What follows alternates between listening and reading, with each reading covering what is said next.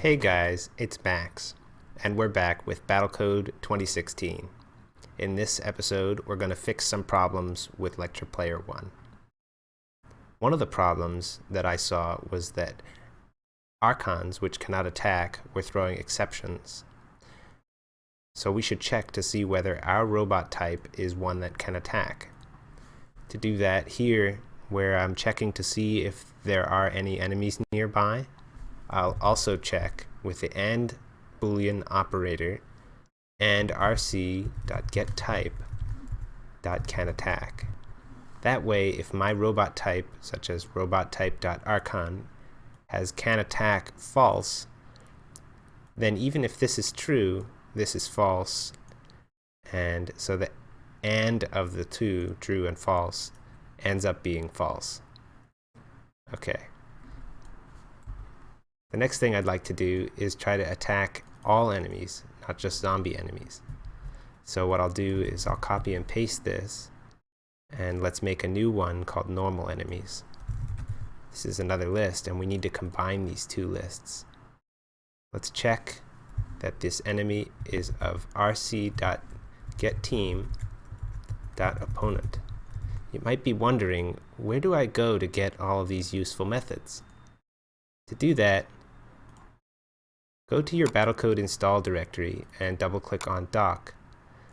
In here, if you double-click all classes-frame or all classes-no frame, then you'll see a web page open up that's based on the file, and you can click on things such as robot controller and see a description of each of the methods that are available in robot controller.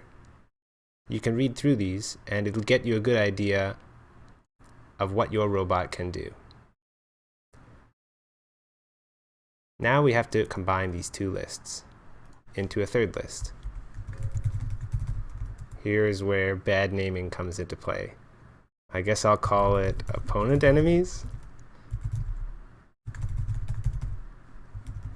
And I'll make a new method name called join robot info. And it'll try to join these two lists of robot info. If we mouse over it, we see Eclipse does not know what this method is because we just made it up. If we click here, it'll give us a little skeleton to work on. First, we'll initialize our new list of opponent enemies. The type of it is a robot info array, just like the type of its two, I guess you could say, parents. And its length we put inside these square brackets. Its length is the zombie enemies.length and the normal enemies.length. We'll also define an integer called index and set it to 0.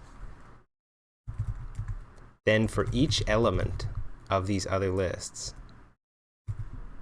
we'll add those to the finished opponent enemies list.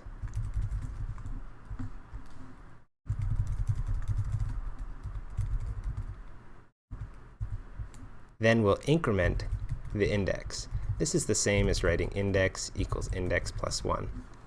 So this piece of code, this for loop, will run on each of the elements or items in zombie enemies, and it will add it to the opponent enemies list.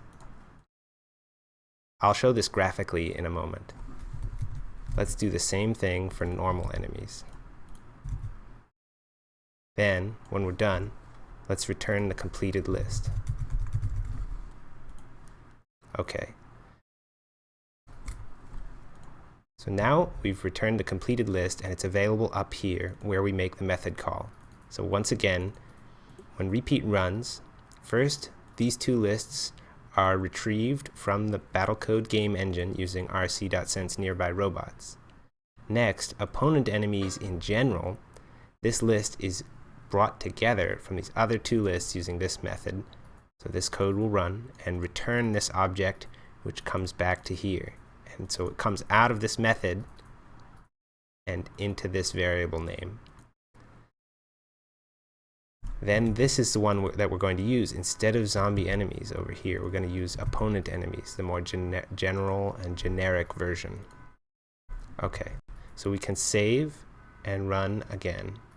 This is the same as calling the ant run target. And while that's building, I'll show you a graphical representation of joining these two lists. Take, for example, robot info zombie enemies here. Say it has an element here, which looks like a red squiggle. That element is going to show up over here in opponent enemies in the 0th position. And that's the place where we said opponent enemies at index equals I. Next, it would be number 1, and that gets copied over into here, and so on, until you get to the end of this list, and then we'll start adding on from this list. So imagine there's 1, 2, 3, 4, 5, 1, 2, 3, 4, 5, all those guys got added, and then this guy is going to get added here, and so on, so they become one list together. It's kind of an involved process for something so simple. There's other ways to do it, and we'll talk about those later. But for now, let's have lecture player 1 versus lecture player 1 on 4-way mayhem. And we're looking to see if our robots are attacking both enemies of the green type and enemies of the opposite color. And sure enough, look, we just saw these red guys attack that blue guy. And these red guys are being attacked by those blue guys. So everybody's attacking everybody else. And in my opinion, it's a much better representation of 4-way mayhem than we were having before. In the end, the zombie team wins, and I guess that's sort of what you might come to expect. All right, in the next lecture, we're going to talk about how to make our teams survive longer against these zombies. See you then.